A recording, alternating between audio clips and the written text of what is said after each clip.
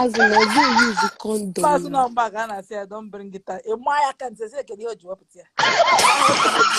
This is my landlady.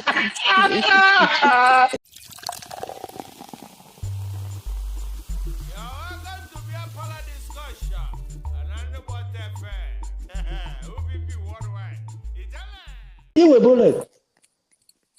My landlord, Waga, call my landlord. Don't see Fuma. You see Vanessa, call Vanessa.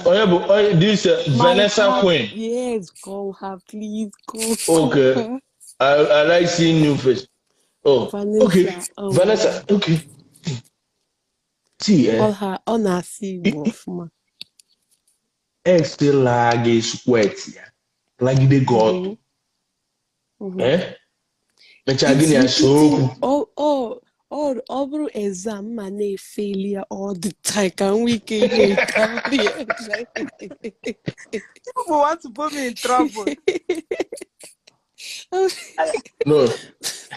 No, this is Waga. This is the I landlord. know. Beautiful. You can't put love for the eye. She's my landlord. Waga.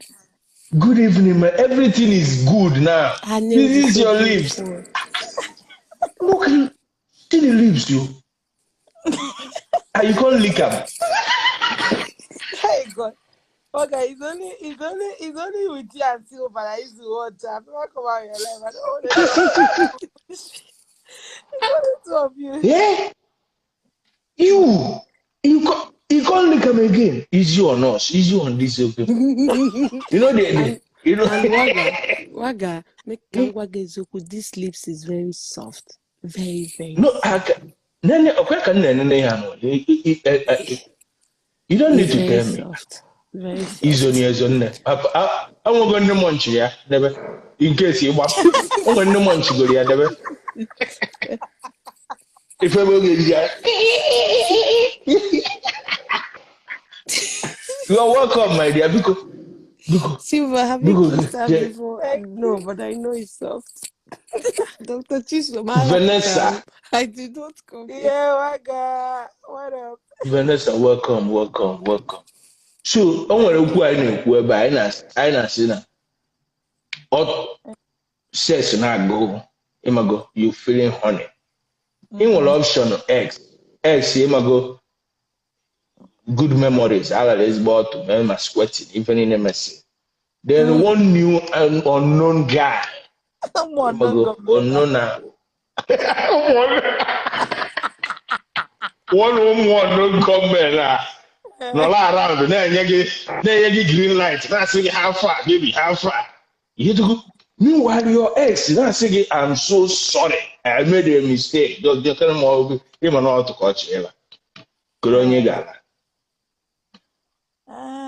Just so photo I go. Ako manager na ebe onongo men na. Because abo.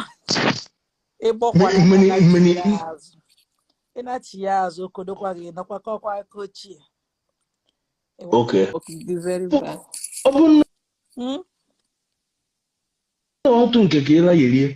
You better Gano. Need to know your before him. What is your nwa daba kwa n'ife ochie pụta okay ma ọgbanje dị na kwa ili gị n'ote before echupu nwa ọ ga-apụ ya ife n'arụ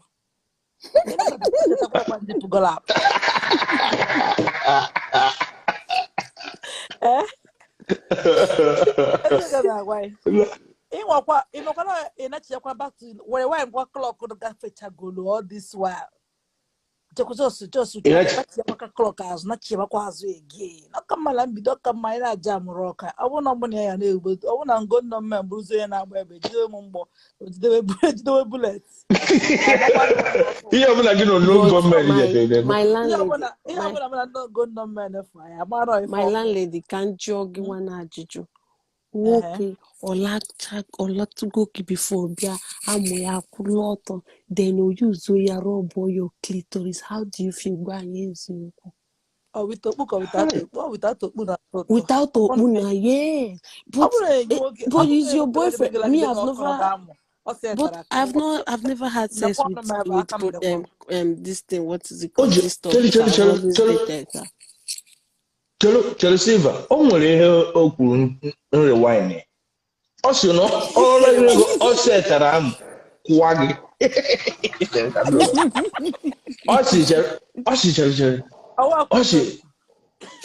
Ọ setara ya kwụwa ya. Okay. Ọ set. Okay. Ọkụ n'anya n'enye. Tell me something. Okay. Ofu onye. Ọkụ onye. Okay.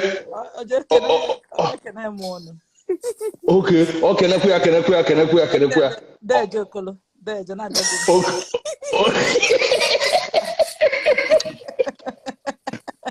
Ọkụ n'ọnya.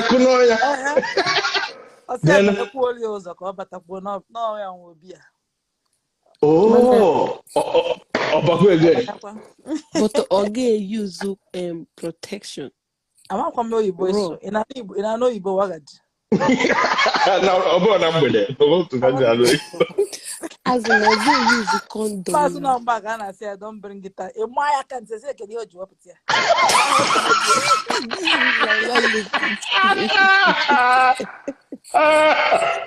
Akam do kwa nda makwa ba na na wa ko ife. Na kwa no. Kan wo gizu Na kwa na aka na ono. Okwefu that attitude of ịmụ anya nwara.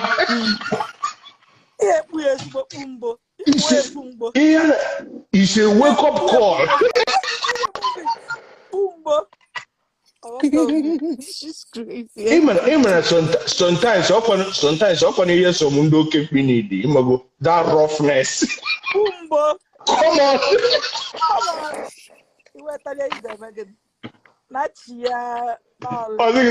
Sorry.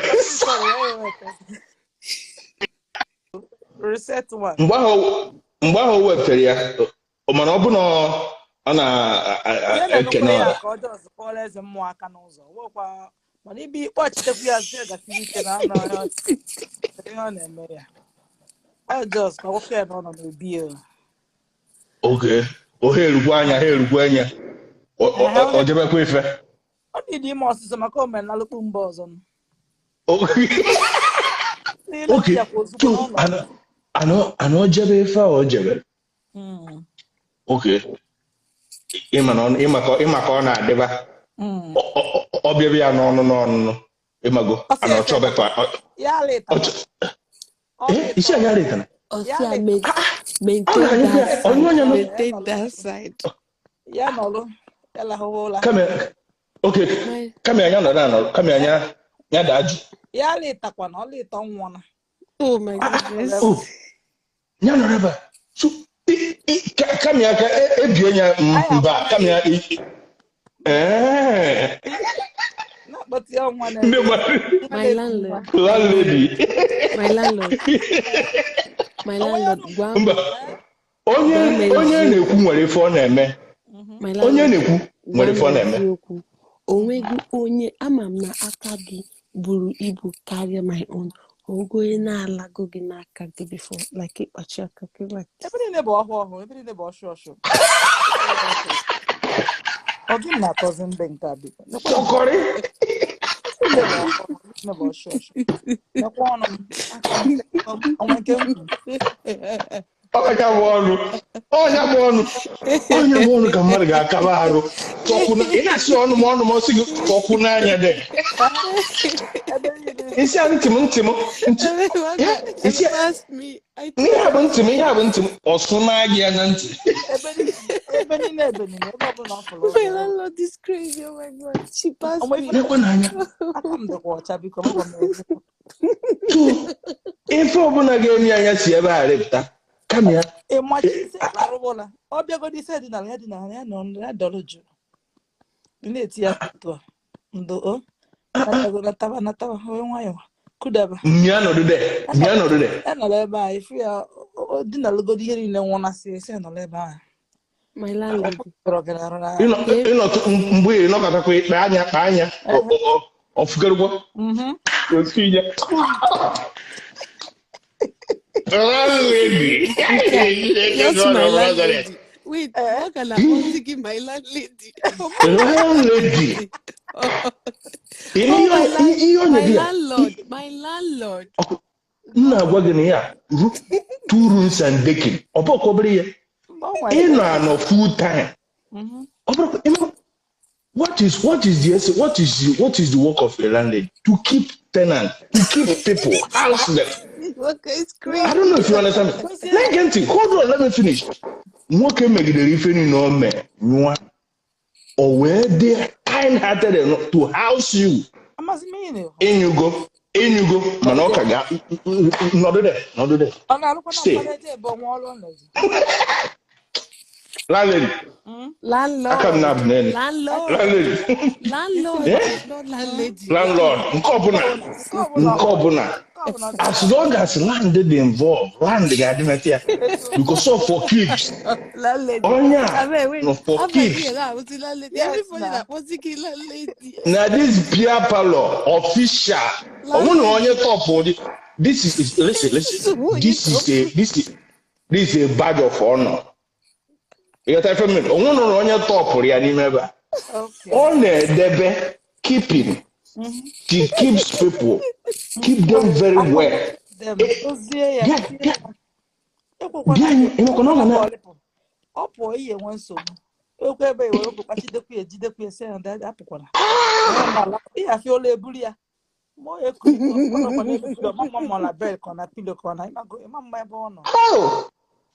They say Waga give her VIP card. Say she don't want. Hi. If you give her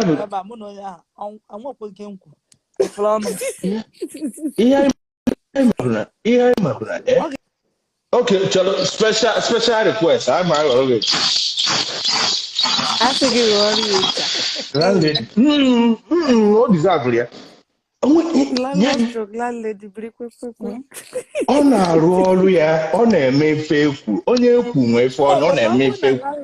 Ọ bụrụ na irenti ụlọ na inwere landlady abụrụ landlord gị o doziri ndị tenant ya, ọ bụla ga na-agba n'ọsọ ya bụla nwere ike isi na nwaanyị abụọ ya ọjọọ. Jebiri n'ilo. Landlady kpọpele gị door, mepelu gị bedroom, n'ogedezi ife izi towe, ya bụla nọlụsi ọfụma. Edozie gị nye gị ụtara ego ofe ya nri ọka ofe n'elu. Kedu ihe bụ ihe a ma anya gị petin? Ọ bụ na onyere gị ekezi bịazi. Ịmụ na o nwere something nsi na mma ajụ ụmụ nwaanyị today. Kedu ihe bụ your after show? Ịmụgo alasi otu nwoke nyụọ, kedu your after show? Ka ife ị na-emebe? Ejekwara elaragodo onwe ụdụla esi na-adị n'arụ mgbe anwa nwoke niile ịlarụ n'arụ nwaanyị. Ọla ite onwe nsogbu. Onye oke ebe ọgbaje ebe ọrụ anwa onwe ọrụ onwe. O wee nwayọ di na alụsị apụ na ya dara ụgbọala. Ọ Vitafoam.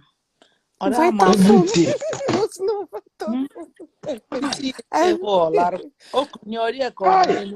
and Waga, her breast is so soft, so it's a good Vitafoam. Kedu na cause one problem na abanye a na-egbu anyị n'ala ya nso.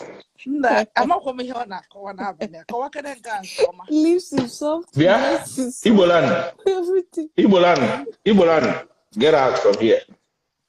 Ọ bụrụ nwaanyị ọbụla dị mma pụtara ebe ya lachawa ile. Get out from here. I know you are a good mechanic. Chelo.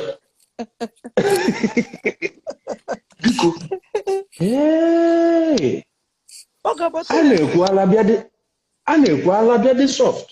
Soft breast, yes, Dr. Chisom. Soft Ị na-enye comfort. Ihe na-enye comfort. Ịma na ife ụmụ nwaanyị amara ọbụla before a na-egwu egwu si aka ije nye mamịrị inyụsị mamịrị mgbe empty go the bọwọ je wetali ya mmiri jụrụ oyi. Onye ọbịa ịlarụzi ụla inye mmiri ahụ ọlarụ.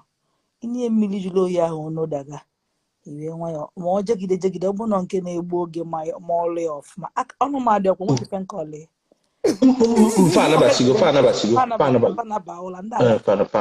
Fanabasi a na-esi antị mechie ọnụ ka nkọlị ya akọwaga. Just onye senior mmiri jụrụ oyi. Ọlasịa. Ya ọlara itiri anyị aka n'azụ kpụrụzi onwe ya. Onye ka onye egwu wayo.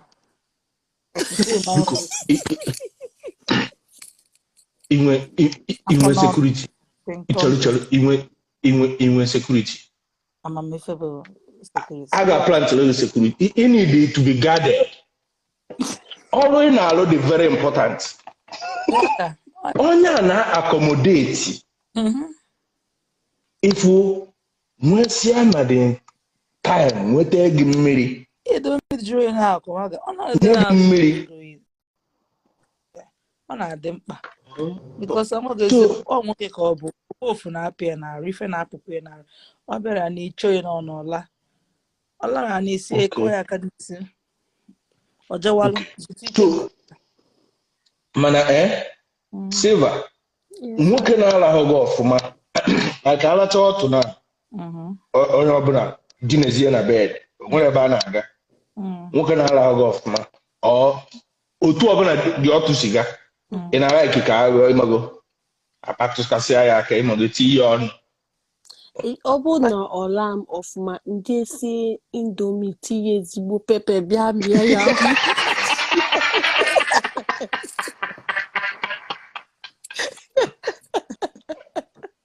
Onwe ndị na-asị na landlady ga-abịa USA biko landlady ị ga-abịa USA.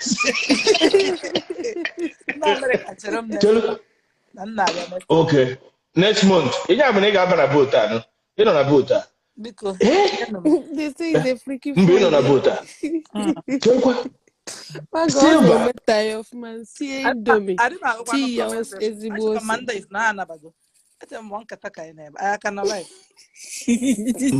anyị nwa na-akpali onwe anyị just wepụ anya na ihe na-eme na ha anabasigo ha anaba ihe a bụ ime onwe mgbe ọ ga-abụ ruo Instagram ejizi aka ya na-edete ha anabasigo So nsie indomi njesi aka nsie nika ili omete m ọfụma den nsie indomi tinye ezigbo ose make sure osu ga-anọ m niile were ya chim ya tinye that place ose anya mmamele. It is the weekend but my landlord chere tinye that ose ọbịa etie kpu But mmakwụkwọ ga-eziokwu ka mma na-echutukwa ya n'oge ebe ọ na-emeta ọfụma karịa na ịrapụ ebe ọgbụ ya oge because ya bịakwa tụkwara n'ute ọfụma ebe ọ na-emeta ọfụma ka ga mma na isi eje chọba ndị ọ dịka ọ dịka ya. Okay, ị ga-agwa ya eziokwu ịma na the only truth bụ na amara m emere kwụrụkwụ nwoke a dị emeta ịkụzieli ya ọ bụ na nke chi mụta ọmụta ọ bụ na ọ bụrụ nke ime ọ na-adị mma nwaanyị bụ ụzọ gwa nwoke na-esike iwa na ya ebe ọ dị o nyere ya aka ọzọ ya ọhụrụ ncho 6666 for yọ nke nwaanyị emepele ya dozielu ya ọnọdụ. Ife a bụ landlady gị akpọbata gị n'ụlọ gosi gị ebe master's bedroom dị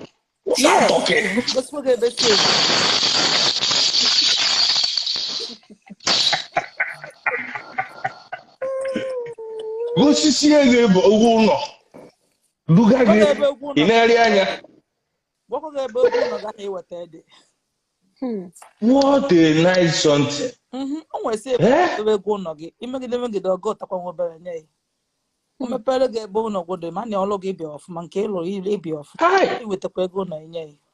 I wasn't making a mistake with you when the lady of my heart. Mba on a more serious note onwe okwu ikwuru esi akụzieri ya onye chi ịmụta ọmụta onye achọkwa na ịmụta enu onye aka ịghọtagwo ma mmadụ ga-amachi ife niile.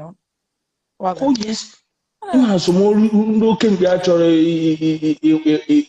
bend black apprentice ọkwa ndị na-agbahapụta oge ụfọdụ ife ebe ha nọ ịnwe ọrụ oyibo bụrụ ọga overnight amụrụ ya onwere confession one Congo mere. Also, when I met him, I almost want to left him. But we sat down and I told him, and he now became an erotic eruption. It's not that I got ike.